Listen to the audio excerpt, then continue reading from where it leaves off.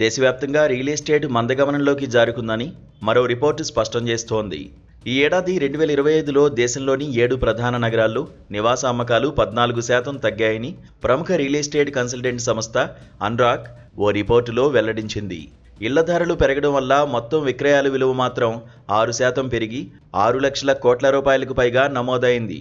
కానీ సంఖ్యాపరంగా భారీ తగ్గుదల చోటు చేసుకోవడం ఆందోళనకరం. అత్యంత కీలకమైన నిర్మాణ రంగం డీలా పడ్డం ఆర్థిక వ్యవస్థకు సవాళ్లను విసరనుంది. దేశంలోని టాప్ 7 నగరాల్లో నివాసాల సగటు చదరపు అడుగు ధర 8% పెరిగి 9,260 రూపాయలకు చేరింది. అత్యధికంగా ఢిల్లీ ఎన్సీఆర్ ప్రాంతంలో ధరలు 23% పెరిగాయి. ఇక్కడ కొత్త ఇళ్లలో 55% కంటే ఎక్కువ 2.5 కోట్ల రూపాయలకు పైగా ధర కలిగిన విలాసవంతమైన ఇళ్లే ఉండడం విశేషం. 7 ప్రధాన నగరాల్లో 2024లో మొత్తంగా 4,59,645 యూనిట్ల అమ్మకాలు జరగ్గా 2025లో ఈ సంఖ్య 3,95,625కి తగ్గింది.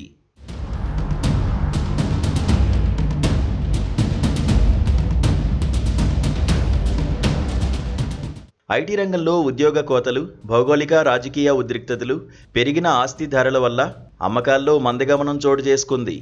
7లో కేవలం ఒక్క చెన్నైలో మాత్రమే 15% పెరుగుదలతో 22,180 యూనిట్ల విక్రయాలు జరిగాయి. మిగతా 6 నగరాల్లో క్షీణత చోటు చేసుకుంది.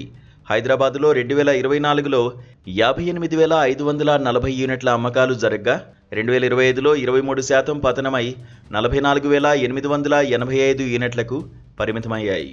2025లో కొత్త ఇళ్ల అభివృద్ధి 2% పెరిగి 4.19 లక్షల యూనిట్లకు చేరుకున్నాయని అన్రాక్ తెలిపింది. ఇందులో 2.5 కోట్ల రూపాయల పైగా విలువ చేసే లగ్జరీ ఇళ్ల వాటా 21%కి పెరిగింది. ఇది 2024లో 18%గా ఉంది. టాప్ 7 నగరాల్లో అమ్ముడుపోని ఇళ్ల నిల్వ 4% పెరిగి 5.77 లక్షల యూనిట్లకు చేరింది. కాగా హైదరాబాద్లో కొత్త నివాసాల సరఫరా తగ్గడం వల్ల అమ్ముడుపోని ఇళ్ల నిల్వలో 2% స్వల్ప తగ్గుదల నమోదైంది. బెంగళూరులో మాత్రం ఇది అత్యధికంగా 23% పెరిగింది.